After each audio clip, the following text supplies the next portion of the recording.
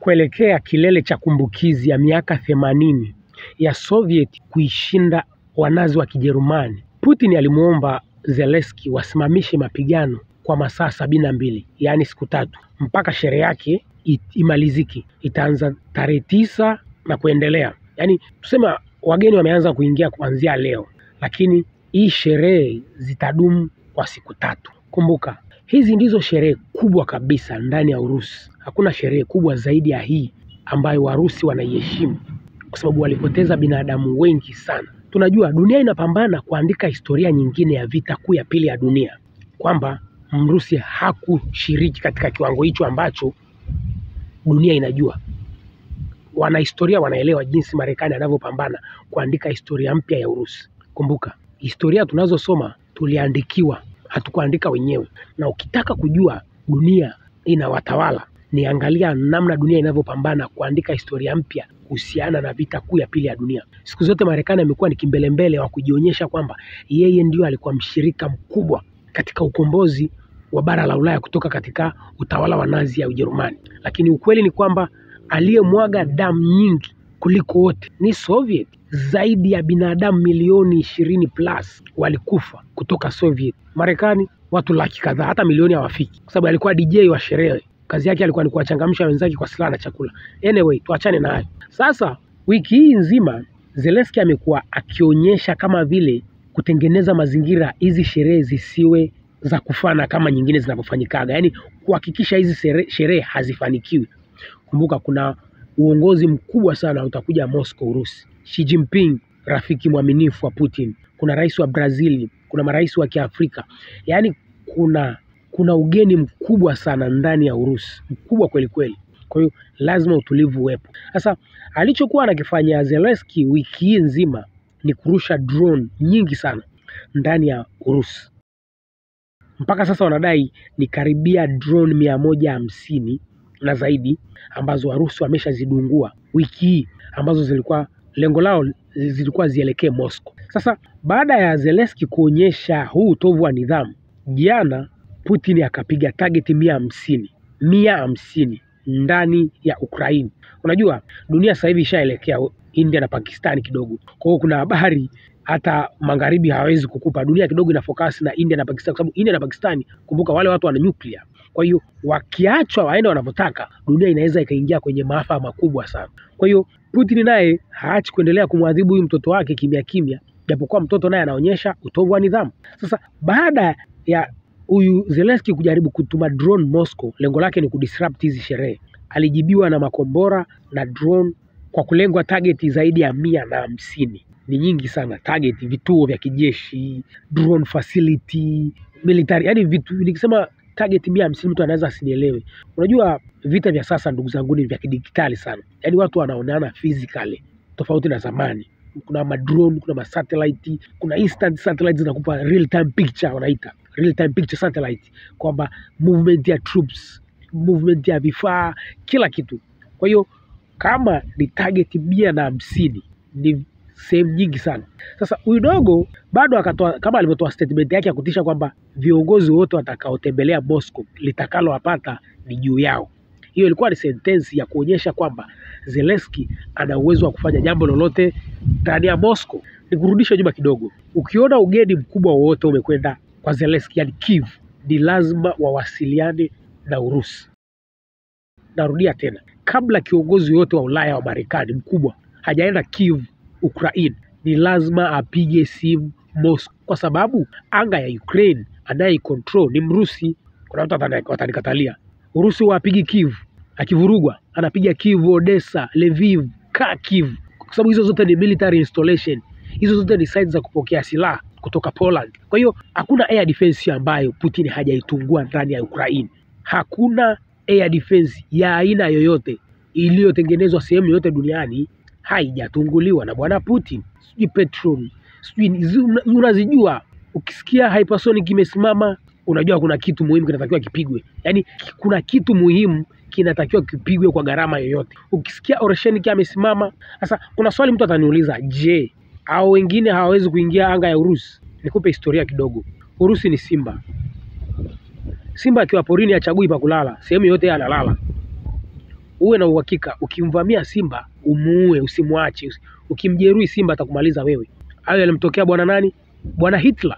Hitler alivamia Urusi, Soviet wherever, akaingia ndani ya Moscow kabisa, akajikatia shamba la Moscow. Kilichotokea ni historia kwa vizazi vya watu wa Ujerumani.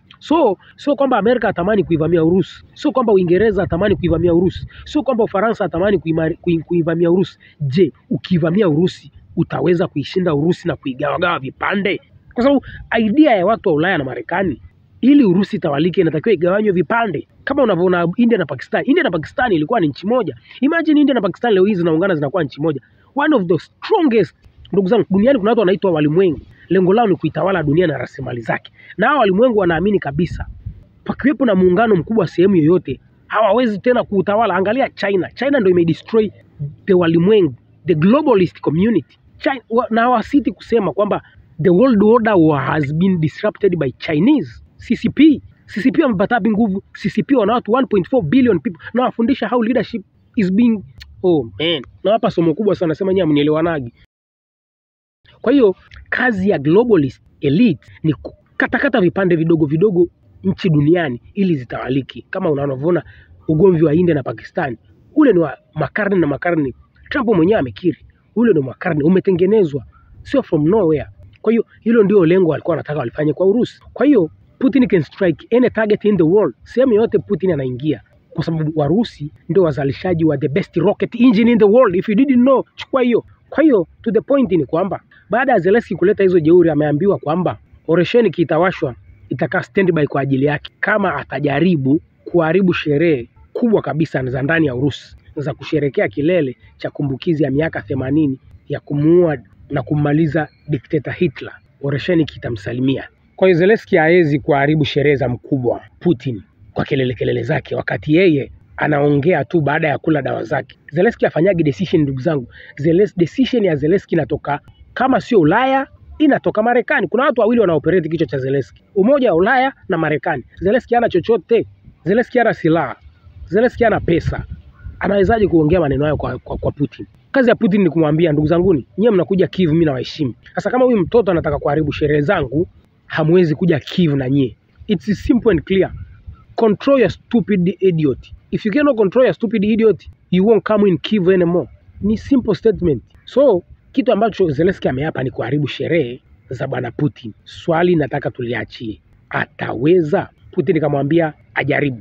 High alert imetangazwa ndani ya Moscow. Kuna ulinzi mkubwa sana, na baadhi ya pia hizi internet communication na mini zitazimwa baadhi ya sehemu kwa ajili ya usalama zaidi, kwa sababu Zelensky ni mladawa, hawezi kuacha kujaribu. Sasa akala unga wake akajaribu atakachojaribu.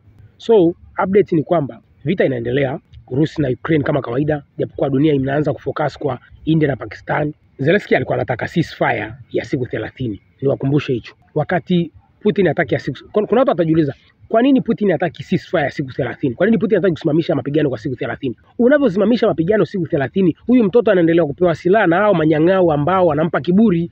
Kumbuka hasara walioipata Marekani na Ulaya haielezeki. Ni hasara kubwa sana. Kwa hiyo sio kwamba Marekani inaipenda Urusi kama mnavyoona Trump anajikomba. Ameshapata hasara, atafanyaje? Kwa hiyo they will try some sort of kulipiza, lakini ni ngumu. Urusi ni simba, jaribu uone. Ukimvamia simba hakikisha unammaliza. Ukimjeruhi huwezi kuwa salama. So kwa hasara ambayo Ulaya, kwa sababu tayari world order imeshakufa na msababishaji mkubwa ndio huyu Urusi. Kwa hiyo wana hasira kubwa. Laito wangefanikiwa kuiharibu Urusi, world order ingerudi. Ukimaliza Urusi ni rahisi kwenda kwa China. So the good news is sherehe za kumbukizi miaka 80 ya kummaliza Hitler zinaendelea Urusi. Zelensky ameambiwa atulize mshono wake na vita bado inaendelea. Kuna watu wanajiuliza kwa nini vita inaendelea? Jedivens kajibu hilo swali kwamba Russia are asking for too much.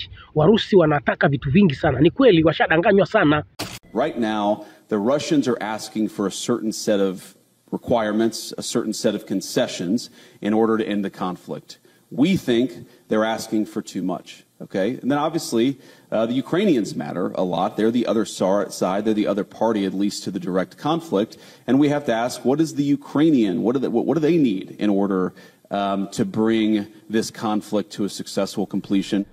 Jedivens kama vile anaongea kama vile anachukia kama Warusi na watoto wadogo. Ni mara ngapi Urusi imedanganywa? Wamuulize Jeffrey Sachs. Unajua when you are politicians unajifunza uongo, lakini unapokuwa mkweli kama Jeffrey Sachs utasema ukweli. Warusi wamedanganya kuanzia the separation of Soviet, kuanzia pale Soviet ilivyovunjika. Warusi walianza kudanganywa kama watoto wadogo. Kwa hiyo hakuna kitu ambacho Wamarekani wanaweza wakafundisha Warusi. Kadri vita inavyosonga mbele ndivyo wanavyozidi kuiharibu Ukraine, ndivyo wanavyozidi kujikatia shamba kubwa, uchumi wao unaenda vizuri.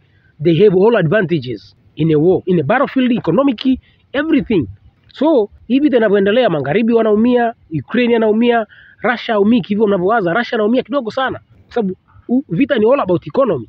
Vita ya Yemen, Trump kakiri ameshindwa, wamepoteza ndege nyingine, nitakupa brief baadaye. Lakini cha sasa nilikuwa nikuambie, Zelensky ameambia atulize mshono, sherehe zifanyike Moscow, aendelee kupigwa. Elimika, usiwe msomi.